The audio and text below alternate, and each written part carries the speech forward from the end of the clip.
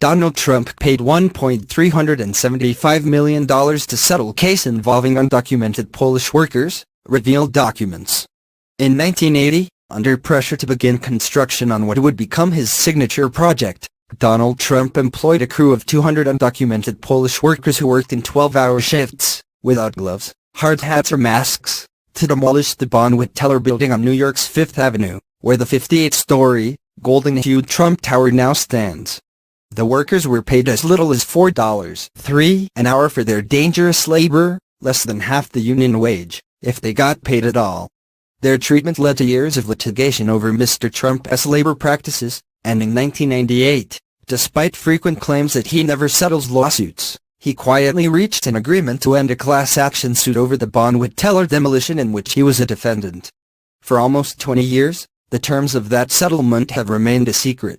But last week, the settlement documents were unsealed by Loretta Preska, a U.S. District Court judge for the Southern District of New York, in response to a 2016 motion filed by Time Incorporated and the Reporters Committee for Freedom of the Press.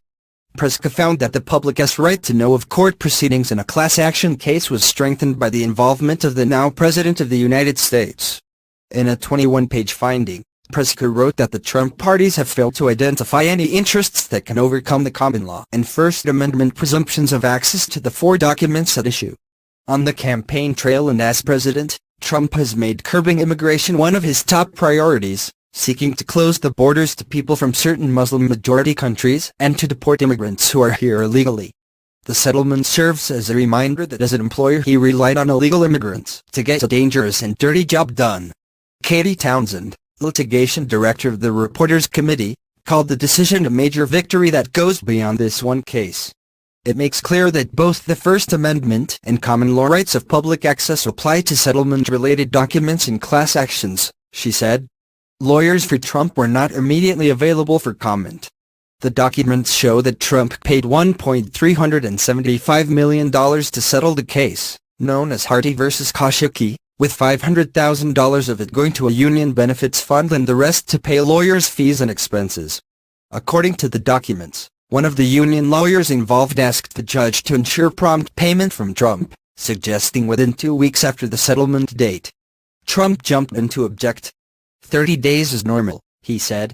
For the demolition work, Trump hired an inexperienced contractor, William Kosciuszko of Kosciuszko & Sons, for $775,000, $585,000. Kosciuszko specialized in window and job site cleaning. His company was renovating an adjoining building for Bonwit Teller, where he employed undocumented Polish workers. Trump would later testify that he never walked into the adjoining building or noticed the Polish workers. But a foreman on the job, Zbigniew Gorin, testified that Trump visited the site, marveling to him about the Polish crew.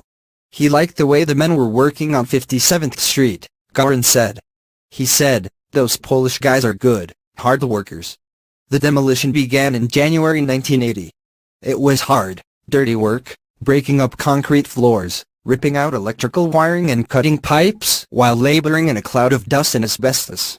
A smaller group of union demolition workers, who were paid much higher wages and, unlike the Poles, overtime, often made fun of their Polish co-workers, according to the testimony of Adam Rawik, one of the Polish laborers.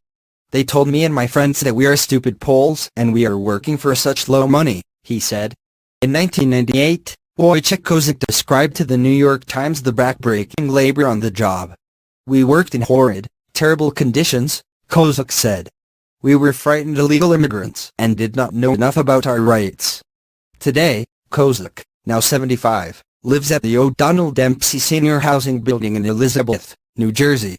Activists protest Donald Trump's propose he has blue eyes and a strong handshake, but speaks through a special device because he had a trichectomy for cancer. He proudly showed off his citizenship papers, dated November 3, 1995. Kozak still recalls the work, and seeing Trump at the site in 1980. "We were working 12 to 16 hours a day and were paid $4 an hour, he said. "Because I worked with an acetylene torch, I got $5 an hour. We worked without masks. Nobody knew what asbestos was. I was an immigrant. I worked very hard." But Kosciuszko stopped paying the men, and they eventually took their complaints to a lawyer named John Shalbo. Szabo went to Thomas Makary, a vice president of the Trump Organization, threatening to place a mechanic's lien on the property if the men weren't paid.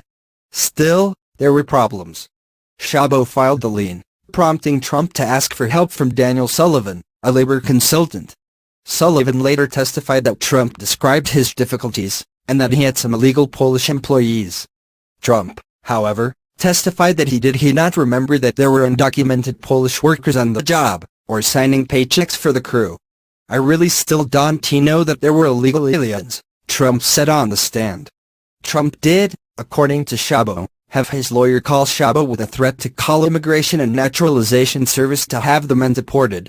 Szabo got the Labor Department to open a wages and hours case for the men, which ultimately won a judgment of $254,000 against Koszyuki. Koszyuki had signed a contract with Local 79 of the House Wreckers Union. But while Koszyuki or Trump paid into the union welfare funds for the handful of union workers on the job, they had not done so for the bulk of the workforce, the undocumented, non-union Poles.